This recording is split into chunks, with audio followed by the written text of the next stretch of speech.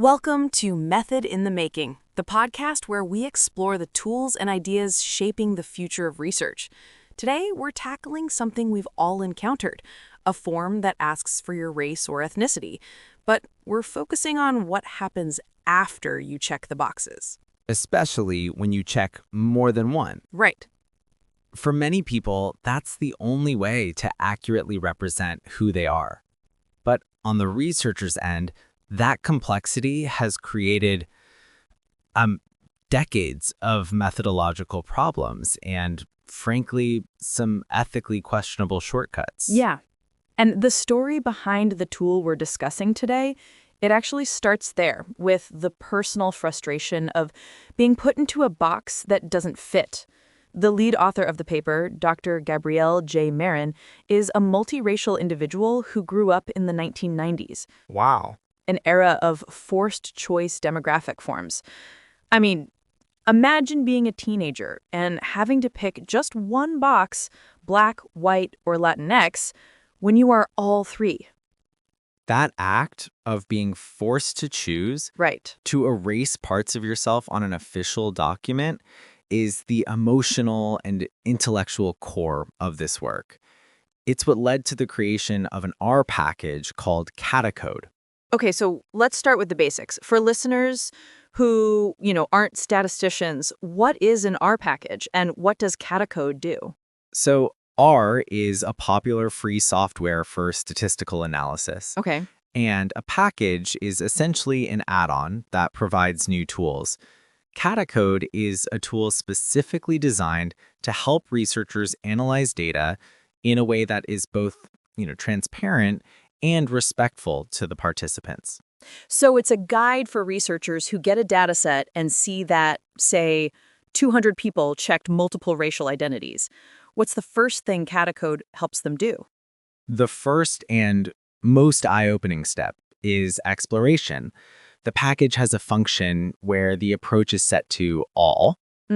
It reads the data and produces a simple, clean table of every single unique combination of identities that people chose, Wow. along with a count of how many people chose it. So instead of just seeing multiracial, you'd actually see a list like Yeah, Black, white, 45 people, Asian, white, Native American, 5 people, Latin, white, 51 people. exactly. In the paper's case study of over 8,000 high schoolers, it revealed 85 distinct racial combinations. 85. That single table is just such a powerful argument against simplifying identity. It shows researchers the true complexity they're dealing with. It confronts them with the reality of their data. But for statistical modeling, you often can't have 85 different categories. So what's next? This is where the tool's brilliance lies. Okay. It offers several clear, documented pathways. One is the multiple approach. It's a quick fix that groups anyone who checked more than one box into a single multiracial category. Right. It's simple, but as you can imagine, you lose all that rich detail we just talked about. Yeah.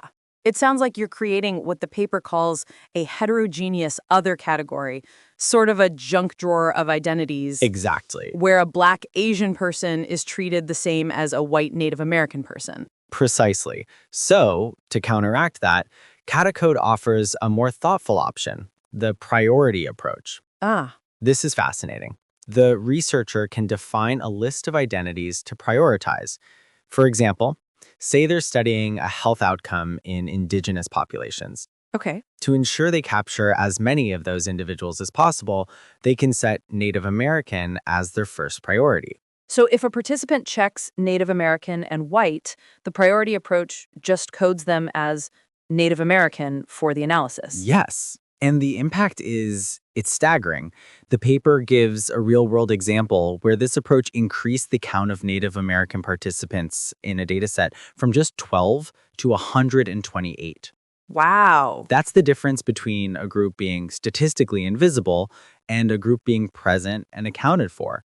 But that also feels like a heavy responsibility for the researcher. It is. Deciding which identity counts. It is, and this is central to the whole project. The tool is built on QuantCrit principles, quantitative critical race theory. Right. It argues that numbers are not objective. The choices we make about data carry power. Hmm. The tool doesn't remove the researcher's power, but it makes the exercise of that power transparent. Your choice to prioritize one group over another is written right there in the code for anyone to see and question.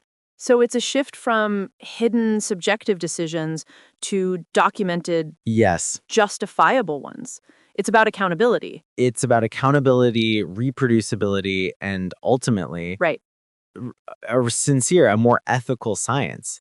There are other features too, like a mode approach to track identity shifts over time, but the common thread is a principled workflow that respects identity. It really reframes the whole process. Instead of seeing multiracial participants as a statistical problem to be cleaned, CATAcode provides the tools to see their identities as a reality to be understood. Well said. The ultimate goal here isn't just to get one package into the hands of a few R users. Yeah. It's to fundamentally change the conversation and the standards of practice. It's a call for journals, ethics boards, funding agencies to demand this level of care and transparency in how we as researchers represent the people we study. Mm. It's a tool born from a personal wound that offers a path toward collective healing for the field. A powerful vision for a more thoughtful and just approach to data. Now, here's a question we'd like you to think about. CATAcode makes a researcher's choices explicit, but it still puts the power of categorization in their hands. Mm. As we move forward, what role should study participants themselves have in deciding how their intersecting identities are represented in the final analysis?